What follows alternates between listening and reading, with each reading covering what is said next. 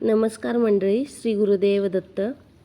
आज मी खालच्या बागेत जे पालक लावला होता तो काढून घेणार आहे। तर भरपूर क्वांटिटीमध्ये मला पालक मिळाला आहे आणि मी लावल्यानंतर त्याची फक्त पानं काढून बरेच वेळ वापरले, जवळजवळ 3-4 वेळा मी वापरले।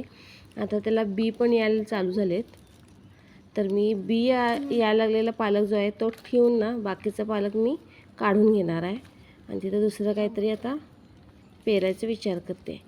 तर ज्या ठिकाणी बी वगैरे आलेत ना पालकाचे, मी ते तसंच ठेवून दिले आणि बाकीचा पालक मी काढून घेते।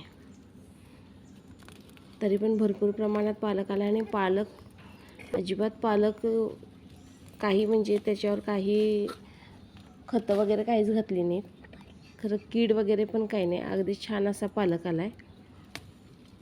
मी झाडांच्या मध्ये जी जास्वंद वगैरे आणि लिंबाचं वगैरे झाड लावलं आहे, गुलाबाचं वगैरे, त्यामध्ये जी जागा होती ना तिथं पालक घातलेला होता आणि भरपूर पालक मिळाला आहे मला त्यापासून। आणि त्यातच मी एक आता तुम्हाला हे बघा, हे पालकची बी आहेत,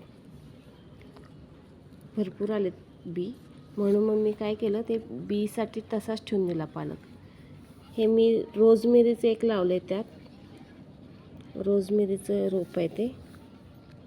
ह्याचं चहा तेल वगैरे छान होतं, म्हणजे तेल तर गुणकारी आहे, चहा पण तुम्ही करून पिला ना तर ते हेल्थसाठी चांगलं आहे ते पण। तर त्यासाठी मी ते लावलं आहे। एकदा तेल करून झालं आहे, परत ज्यावेळी मी तेल करीन ना रोजमेरी वापरून, त्यावेळी मी त्याचा पण व्हिडिओ टाकेन।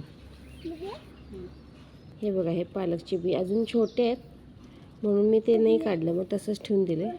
जरा मोठे झाले की मग मी ते बी वाळवून परत वापरण्यासाठी घेईन। भरपूर अशी बी मिळणार आहेत मला। हा पालक इतका झाला आहे, जवळजवळ 3 पेंडी पालक झाला। हा पालक आता मी धुवून घेणार आहे पाण्यातून आणि ते पाणी परत मी झाडांनाच घालून देणार, कारण त्यात भरपूर माती असते। काढताना जरी माती काढून घेतली असली तरी पण धुतल्यानंतर भरपूर माती त्यात राहिलेली असते, त्यातच धुवून घेऊन ते पाणी परत झाडांना घालायचं, म्हणजे माती आपली वेस्ट होत नाही। पालकचं सूप वगैरे पण छान लागतं, तुम्ही कधी करून पाहिलं काय पालकचं सूप? ती पण रेसिपी मी एकदा नक्की शेअर करेन। बघा किती छान पालक आला आहे।